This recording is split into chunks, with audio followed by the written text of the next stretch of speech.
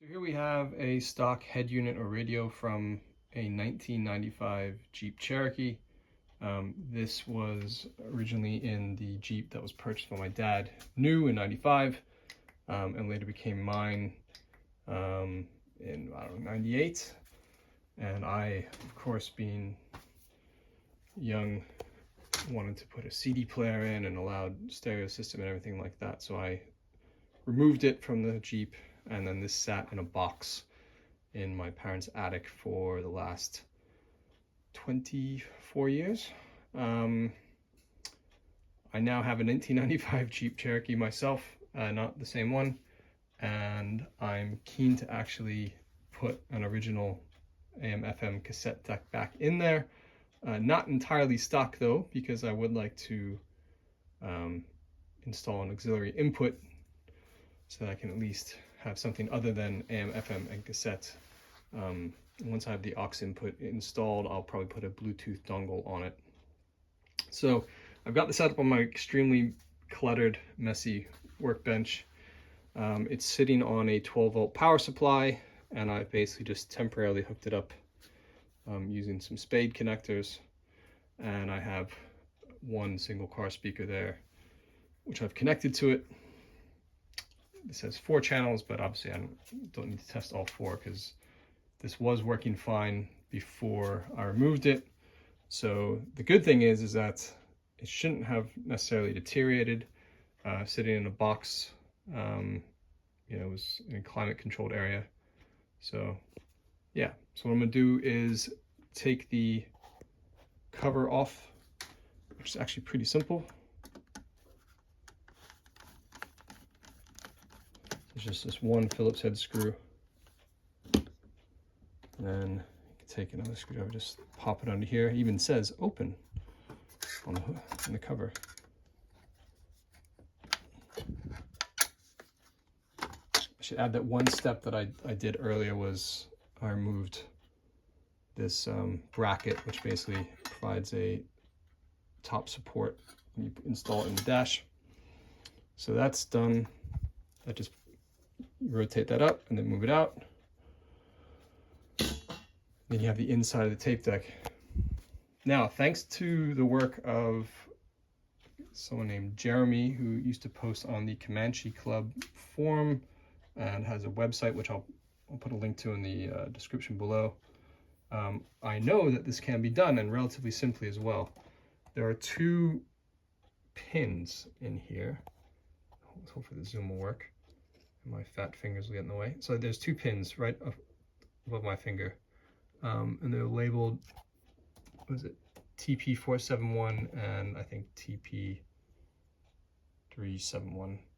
The 371 is left channel, 471 is right channel. So in theory, you can basically, once you connect an audio signal to that, it will override whatever else is playing AM/FM cassette and play whatever is coming through that signal. So before I put a permanent cable in, I just want to test it.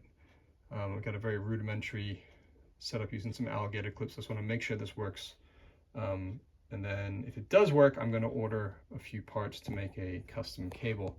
I should point out that Jeremy used to provide a service where he added auxiliary inputs to these radios and used to provide cables to do this, but he's shut down his business. But I wouldn't be able to do this without him because he did all the research ahead of time. So I'm indebted to him for this. So hopefully this all works, and hopefully others will benefit from this too. Okay, so I've connected a 1/8" stereo jack to a phone of mine, and then you can see I've just used some hookup wires with alligator clips to connect basically to the radio. Negative just goes to chassis ground here, and I've got left and right channels. I've also simulated an antenna by taking a screwdriver and sticking it into the antenna hole, and then I'm holding another hookup wire, and this, I'm essentially going to be the antenna. So I'm going to turn this on now. I should get some radio reception. Not great, but some radio reception. Yep, good. And then when I play this, it's my 2008, that's the So this is my YouTube channel playing, one of my Vespa videos, which you should check out. So you can see that it's now coming out of the speaker, but so is the radio. So it works somewhat in that, yes, it goes in here, but I need to fully attenuate the signal. So what I'm going to do in the next step is I'm going to remove these wires, and I'm going to just turn the sound off for a second. And there's a process to go through to basically disable the AM radio, which I will never use anyway, and then to listen to stuff through the auxiliary input that I'm going to install, I'll put in AM and then play, and then it'll work. So it's a little bit more involved to get to disable the AM radio, but we're going to do it, and I'll show you how. So now I need to start taking this apart a bit more in order to get to the AM radio controls to disable. So flip it upside down. I've already taken the top cover off, obviously. Now I'll take the bottom cover off. Very similar to the top cover. Just one screw, and then pry this up.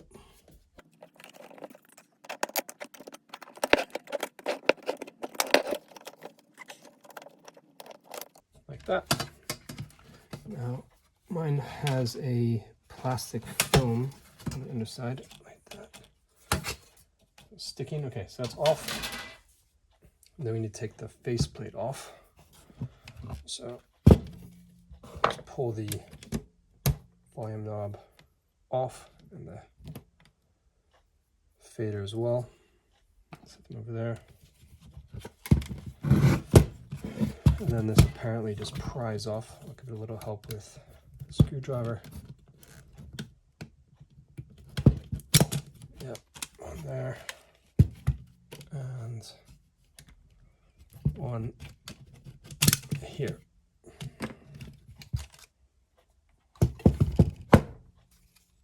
Good. So this is in pretty good shape because it was only used for 3 years or less. I know in some of these that have been used quite a lot, apparently some bulbs burn out and things like that, but fortunately that is not the case with this one. Okay, now I need to remove the cassette module. So I'm held in place by 4 screws, one in each corner.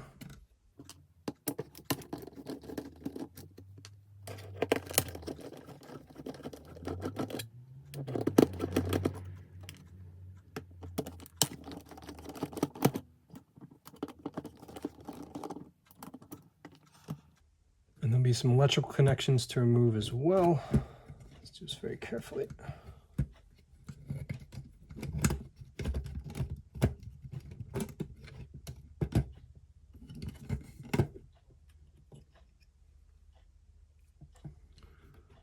Okay, so it's held, there's a little connected there, and down there, and one over there. So remove this from here, and this connector from the board here, and then this one you can then lift this back and disconnect at the cassette module. Again, try to be careful, like so. And the cassette module is released, and I'll just set it aside. With the cassette module out of the way, I'm now going to remove a screw on the volume control board, and then move that out of the way so I can get to a resistor that is sitting underneath it.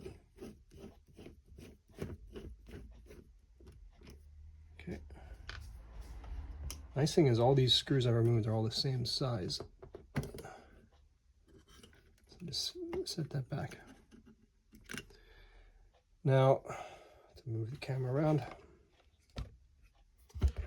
there's a resistor down here, the one with this white cap, and it has VR71 next to it. That's the one that needs to be removed, and that'll basically kill the AM radio volume. Now, there's 2 ways to do it. You could just snip it off, or you flip it over and just remove the plastic film. There are apparently, it's soldered in 3 points back here, so I could desolder it. I haven't quite decided what I'm going to do yet, but I'll figure that out shortly. I've decided I'm just going to snip it because I'm not going to ever put this back to stock condition. So very carefully with these cutters, I'm going to go in here.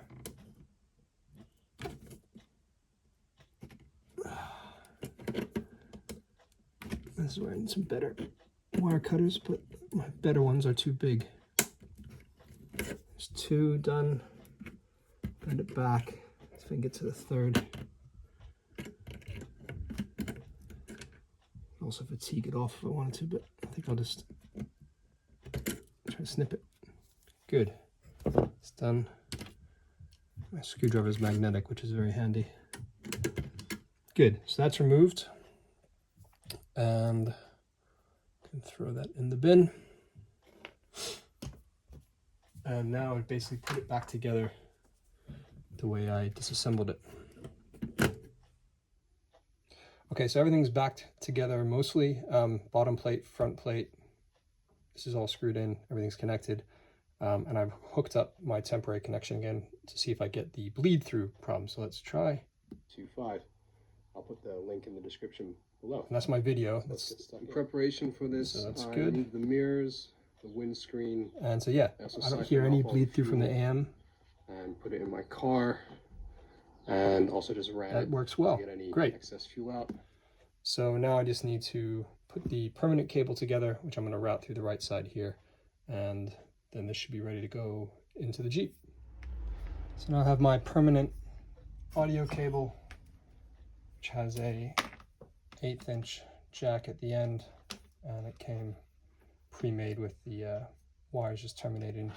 I'd extend the negative channel, the ground, rather, a little bit, but otherwise I put the little pin connectors or sleeves that'll go on the end.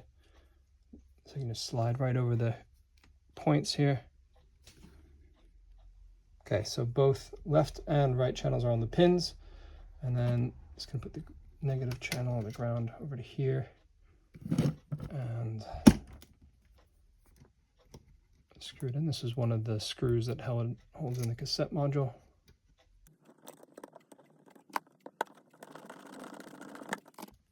Okay, so that's good. Now I just we're going to route this cable around the cassette mechanism back here and out the side here. This little notch, which should be just big enough to accommodate the cable without crimping, or pinching it rather. So let's put the cover back on. And check.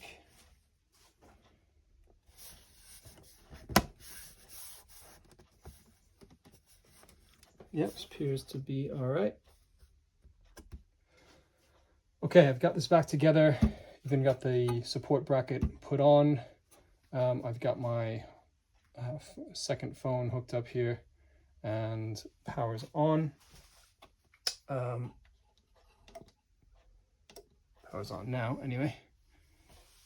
So it's on AM, and I'm going to press play on this YouTube video of mine. So this is what this video is going to be.